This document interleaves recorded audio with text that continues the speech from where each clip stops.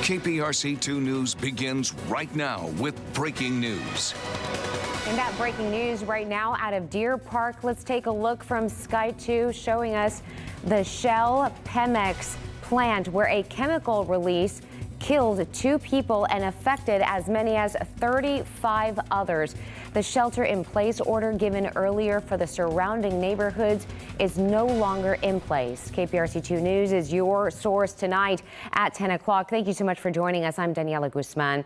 Authorities with the plant say the chemical released as hydrogen sulfide. That gas is used to refine oil, to make craft paper, and to tan leather, and it smells like rotten eggs. The mayor of Deer Park says that smell will linger around that site near Beltway 8 and State Highway 225, but there should be no danger to neighborhoods. KPRC2's Devin Clark live at the scene to get answers. Devin?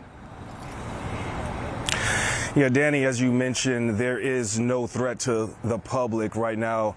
That's according to the mayor of Deer Park and Sheriff Ed Gonzalez, who just wrapped up a press conference. They wanted to emphasize that even though some people might still be smelling that rotten egg scent, the levels of that gas are so low that it is not a harm to the community. Now, we do have some chopper video from a little bit earlier. Officials say that around 5:23, Deer Park PD was dispatched for a chemical leak of hydrogen sulfide, also known as H2S, at Pemex. It prompted a regional response from multiple agencies. Now, there are no full count of exposures right now, but we do know that they have lifted the shelter in place after confirmation that there is no danger to the public. Unfortunately, 2 men are dead on the scene, and we know that approximately 35 people who work there have been triaged at the scene, and it's possible that 5 of them may have been taken to the hospital. Now, Gonzalez says it will be about 7 or 8 hours before his team is able to get into the facility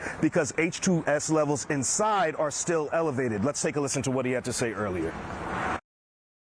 They were working on a flange of some kind, so it looks, we don't know what, if it was some type of manual error. Again, that's going to be part of our investigation, so frankly, I don't want to delve too much into that because this is all still preliminary.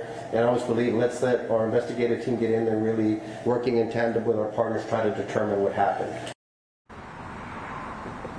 Now, we do know that State Highway 225, which was shut down as a precaution, is now being reopened. Again, both the shelter in place for Pasadena and for Deer Park have been lifted tonight, but the scene at the plant itself still being considered active. We asked, how did this happen? They're still investigating that, and as soon as we get more information, we'll bring it to you. But for now, reporting live in Deer Park, Devin Clark, KPRC2 News.